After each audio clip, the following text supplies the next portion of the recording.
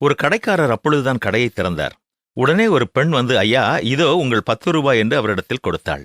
கடைக்காரர் ஆச்சரியமாக, நான் எப்பொழுது உங்களுக்கு 10 ரூபாய் கொடுத்தேன் என்று கேட்டார். ஐயா, நேற்று மாலை நான் சில பொருட்கள் வாங்கினேன், 200 ரூபாய் கொடுத்தேன். மீதியாக நீங்கள் எனக்கு 40 ரூபாய் தருவதற்கு பதிலாக 50 ரூபாய் கொடுத்து விட்டீர்கள்.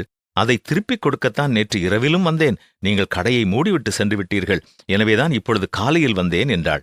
கடைக்காரர் 10 ரூபாயை வாங்கி கல்லாவில் போட்டுக்கொண்டே, பொருட்களை வாங்கும் பொழுது நீங்கள் எவ்வளவோ பேரம் பேசினீர்கள், இப்பொழுது 10 ரூபாய் கொடுக்க வந்திருக்கிறீர்களே, உங்கள் வீடு எங்கே இருக்கிறது என்று கேட்டபொழுது, நம்முடைய ஊருக்கு வெளியே அந்த ஒற்றைப்பனை மரத்திற்கு அருகில் இருக்கிற வீடுதான் என்னுடைய வீடு என்றாள்.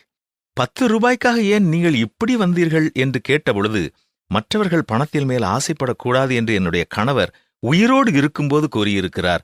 இதை உங்கள் கையில் கொடுத்த பின்னர்தான் என்னுடைய மனதிலே அமைதி வந்திருக்கிறது.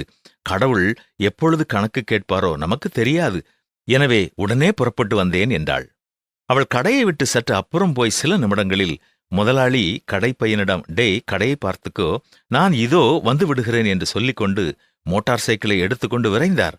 பட்டணத்தினுடைய மற்றொரு பகுதியில் இருந்த அந்த ஹோல்சேல் முதலாளியிடம் போய் 500 ரூபாயை கொடுத்தார். என்ன முதலாளி, எதுக்கு இந்த 500 ரூபாய் என்று கேட்டார் பெரிய முதலாளி. இல்லை இல்லை, நேற்று நான் கொடுத்த பணக்கெட்டில் 500 ரூபாய் நான் குறைவாக வைத்து விட்டேன். என் மனதிற்கு நன்றாக இல்லை. கடவுள் எப்பொழுது கணக்கு கேட்டாலும் எனக்கு சிக்கல்தானே, எனவேதான் நான் கொண்டு வந்தேன் என்று கூறி 500 ரூபாயை கொடுத்தார். இதற்காகவா காலையிலேயே வந்தீர்கள்? அடுத்த நேரம் பொருள் வாங்கும் பொழுது சேர்த்து கொடுத்திருக்கலாமே என்று கூறிய பெரிய முதலாளியினுடைய மனசு 3 ஆண்டுகளுக்கு முன்பு உருண்டோடியது.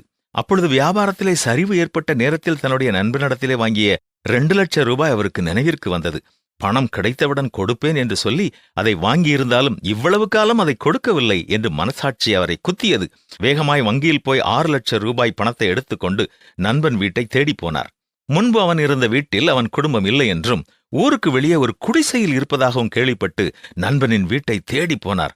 நண்பனின் மனைவியை பார்த்து கொண்டு வந்த 6 லட்சம் ரூபாயை கொடுத்தார். அண்ணா, என்ன இதெல்லாம், இது எதற்காக என்று கேட்டபொழுது, பல ஆண்டுகளுக்கு முன்பு தான் வாங்கிய கடனை பற்றி கூறி, கடவுள் என்னிடத்திலே கணக்கு கேட்கும் முன் நான் கொடுத்து விடுவது நல்லது என்பதை நினைத்துத்தான் ஓடி வந்தேன் என்றார். நன்றி மல்க கை நடுநடுங்க பணத்தை பெற்றுக்கொண்ட அந்த பெண்தான் அந்த 10 ரூபாயை திரும்பக் கொடுக்கச் சென்ற பெண். நம் மனசாட்சி மழுங்கினாலும் கடவுளுடைய கணக்கு ஒரு நாளும் அழியாது. உண்மையுள்ள மனுஷன் பரிபூரண ஆசிர்வாதங்களை பெறுவான். நாமும் உண்மையோடு இருப்போமா?